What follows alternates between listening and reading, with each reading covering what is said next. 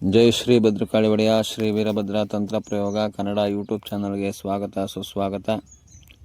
ವೀಕ್ಷಕರ, ಇಂದಿನ ಈ ವಿಡಿಯೋದಲ್ಲಿ ನಿಮಗೆ ಪರಿಚಯಿಸುತ್ತಿರುವ ಅತ್ಯದ್ಭುತವಾಗಿರ್ತಕ್ಕಂಥ ವನಸ್ಪತಿ ಅಥವಾ ಗಿಡಮೂಲಿಕೆ ತಂಗಡಿ ಗಿಡ. ತಂಗಡಿ ಗಿಡ ಅನ್ನೋ ಒಂದು ವನಸ್ಪತಿಯನ್ನು ನಾನು ನಿಮಗೆ ಪರಿಚಯ ಮಾಡ್ತಾ ಇದ್ದೀನಿ, ಹೇಳ್ತಾ ಇದ್ದೀನಿ, ತಿಳಿಸ್ತಾ ಇದ್ದೀನಿ.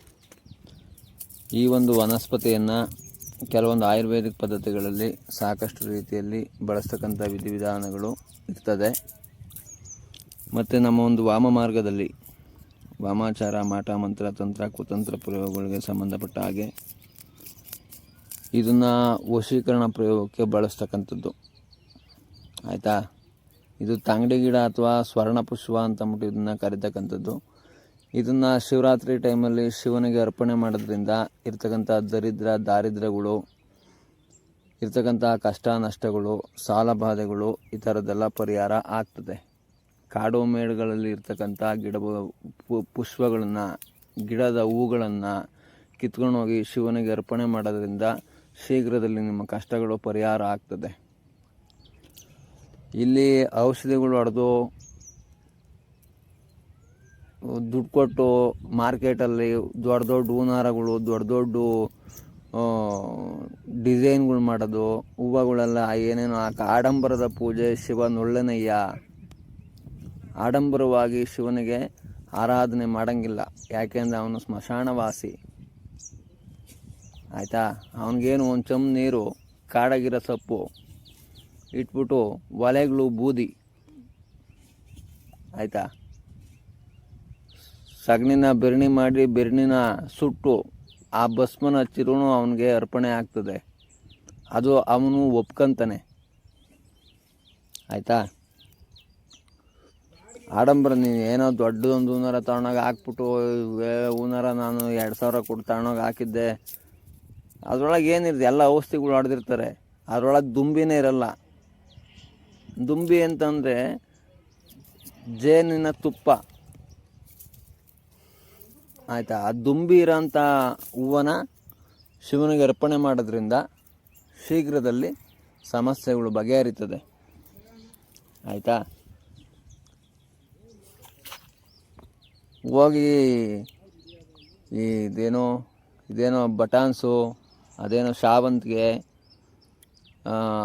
ಸುಗಂಧರಾಜ, ಈ ಥರದ್ದೇನೇನೋ ಹೂವುಗಳೆಲ್ಲ ಇದ್ದಾವಲ್ಲ, ಅಂಥ ಹೂವುಗಳೆಲ್ಲ ತಗೊಂಡೋಗಿ ಶಿವನಿಗೆ ಇಕ್ಬಿಟ್ಟು ನಮಗೇನೋ ಹಂಗೆ ಮಾಡಪ್ಪ ಅಂತಂದ್ರೆ ಅವನೇನೂ ಮಾಡಲ್ಲ. ಕಾಡು ಮೇಡು ಬೆಟ್ಟ ಗುಡ್ಡದಲ್ಲಿ ತಿರುಗಬೇಕು. ಒಳ್ಳೊಳ್ಳೆ ಹೂವುಗಳ್ನ, ಮುತ್ತುಗುದ್ದು ಹೂವು, ತಂಗಡಿ ಹೂವು, ಬಿಲ್ಪತ್ರೆ, ಶಿವಂಪಾದ ಹೂವು, ನಂದಿ ಕಾಲಿನ ಹೂವು, ನಂದಿ ಪಾದದ ಹೂವು, ಈ ಥರದ್ದೆಲ್ಲ ಶಿವನಿಗೆ ಅರ್ಪಣೆ ಮಾಡಬೇಕು. ಅವನು ಕಾಡು ಮೇಡು ಸುತ್ತ ಅಂತವನು. ನೀವು ತಗೊಂಡೋಗ್ಬಿಟ್ಟು ಸಿಟಿ ಬಿಡೋಕ್ಕೆ ಟ್ರೈ ಮಾಡ್ತಾಯಿದ್ದೀರಾ. ಇದೆಲ್ಲ ತಪ್ಪಾಗ್ತದೆ. ಇವಾಗ ಸಿಟಿ ಒಳಗೆ ಇರೋಂಥ ದೇವಸ್ಥಾನಗಳಲ್ಲಿ ಹೂವುಗಳು ಸಿಗೋಲ್ಲ ಅಂತ ಅಂದ್ಬಿಟ್ಟು ಇವೇನೋ ಮಾರ್ಕೆಟು ಅದು ಇದು ಅಂತ ಎಲ್ಲ ಮಾಡ್ಕೊಂಡು ಹೂವುಗಳು ಏನೇನೋ ತರಾವರಿ ಹೂವುಗಳು ಬಂದವು ಮಾರ್ಕೆಟ್ಗೆ. ತರಾವರಿ ಏನೇನೋ ಎಲ್ಲ ಔಷಧಿಗಳಾಗಿ ಬೆಳೀತಾರೆ. ಅದ್ರ ಮೇಲೆ ಜೇನುಹುಳ ಹೋಗಿ ಕೂಕಣೋದಂಗೆ ಇರಲಿ, ಮನುಷ್ಯರು ಹೋಗಿ ಕೂಕಣಕ್ಕೂ ಆಗಲ್ಲ. ಯಾಕೆಂದರೆ ಅಷ್ಟು ಔಷಧಿಗಳನ್ನು ಹೊಡೆದಿರ್ತಾರೆ ಅದಕ್ಕೆ. ಆ ಹೂವು ಬೆಳಿಬೇಕು ಅಂತಂದರೆ 4-5 ಥರ 5-6 ಥರ ಔಷಧಿಗಳು ಹೊಡೆದು ಈ ಹೂವುಗಳನ್ನೆಲ್ಲ ಬೆಳೆಯೋಂಥದ್ದು ಇರ್ತದೆ. ಆಯಿತಾ. ಅದೇನೇ ಇರಲಿ, ಇದು ಅವರವರ ಇಚ್ಛೆಗೆ ಅನುಸಾರವಾಗಿ ಅವರವ್ರು ಮಾಡೋಂಥ ಒಂದು ಕೆಲಸಗಳು. ಆಯಿತಾ. ಅದೇನೇ ಮಾಡಲಿ, ಹೆಂಗೋ ಅವರವರು ಮನೋಬಾಳು, ನಾವು ಅದನ್ನೆಲ್ಲ ಹೇಳೋಕ್ಕೆ ಬರಲ್ಲ. ಅದೇನೇ ಇರಲಿ, ಇವಾಗ ಈ ಒಂದು ವನಸ್ಪತಿಗೆ, ಈ ತಂಗಡಿ ಗಿಡಕ್ಕೆ ಸಂಬಂಧಪಟ್ಟ ಹಾಗೆ ಸ್ವರ್ಣಪುಷ್ಪ ಅಥವಾ ತಂಗಡಿ ಗಿಡ ಅಂತ ಏನು ಹೇಳ್ತಾ ಇದ್ದೀನಿ, ಇದನ್ನು ವಶೀಕರಣ ಪ್ರಯೋಗಕ್ಕೆ ದೊಡ್ಡ ಮಟ್ಟದಲ್ಲಿ ಬಳಸ್ಕೊಳ್ಳೋವಂಥ ವಿಧಾನಗಳು ಇರ್ತದೆ.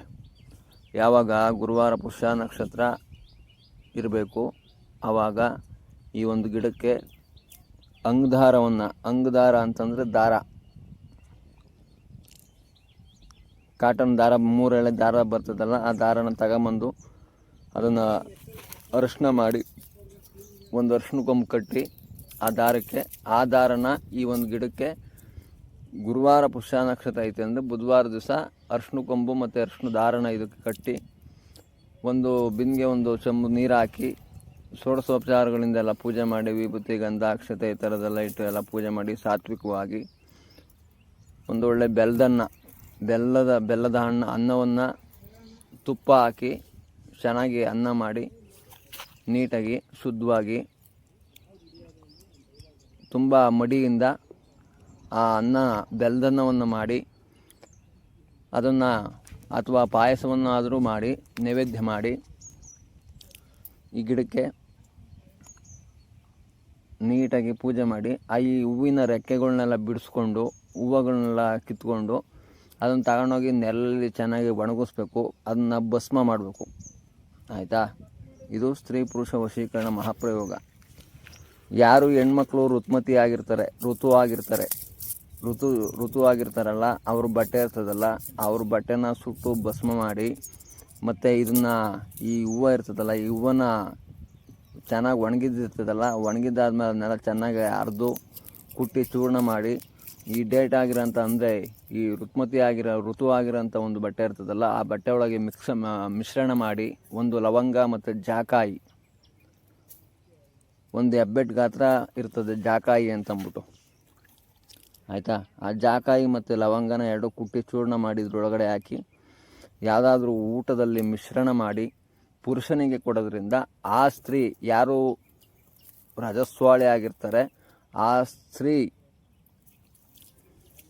ಇವ್ರು ಕೊಡೋದ್ರಿಂದ ಪುರುಷರು ವಶೀಕರಣ ಆಗ್ತಾರೆ. ಆಯಿತಾ?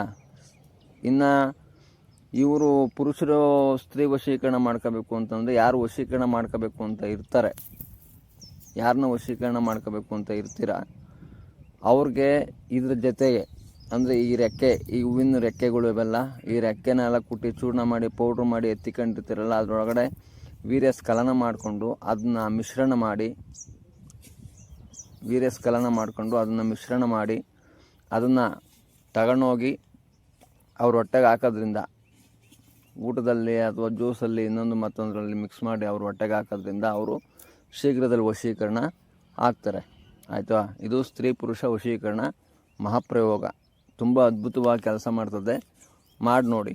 ಇದನ್ನೆಲ್ಲ ಮಾಡಬೇಕು ಅಂತಂದರೆ ಪೌರ್ಣಮಿ ದಿವಸ ಮಾಡಿ ಈ ಪ್ರಯೋಗ ಮಾಡಬೇಕಾದ್ರೆ. ಆಯಿತಾ? ಪೌರ್ಣಮಿ ದಿವಸ ಮಾಡ್ಕೊಳ್ಳಿ. ಇದಕ್ಕೆ ಮಂತ್ರ ಏನೂ ಇಲ್ಲ, ಇದೊಂದು ತಂತ್ರ ಪ್ರಯೋಗ ಇದು. ಆಯಿತಾ? ಇದಕ್ಕೆ ಸಂಬಂಧಪಟ್ಟ ಹಾಗೆ ಅವರಿಕೆ ಅಂತಲೂ ಈ ಗಿಡನ ಕರೀತಾರೆ. ಅವರಿಕೆ, ತಂಗಡಿ ಗಿಡ, ಸ್ವರ್ಣಪುಷ್ಪದ ಗಿಡ, ಸ್ವರ್ಣಪುಷ್ಪ ವನಸ್ಪತಿ ಈ ಥರದ್ದೆಲ್ಲ ಕರೀತಾರೆ. ಆಯಿತಾ? ಇದಕ್ಕೆ ಸಂಬಂಧಪಟ್ಟಾಗಿ ಇನ್ನು ಕೆಲವೊಂದು ಅತ್ಯದ್ಭುತವಾಗಿರ್ತಕ್ಕಂಥ ಮಾಹಿತಿಗಳಿದ್ದಾವೆ, ಅದನ್ನು ಮುಂದಿನ ವಿಡಿಯೋದಲ್ಲಿ ತಿಳಿಸ್ಕೊಡ್ತೀನಿ. ಧನ್ಯವಾದಗಳು. ಜೈ ಶ್ರೀ ಭದ್ರಕಾಳಿ ಒಡೆಯ. ಓಂ ನಮೋ ವೀರಭದ್ರಾಯ. ಅತ್ಯಂತ ದಯಾಳುವೆ.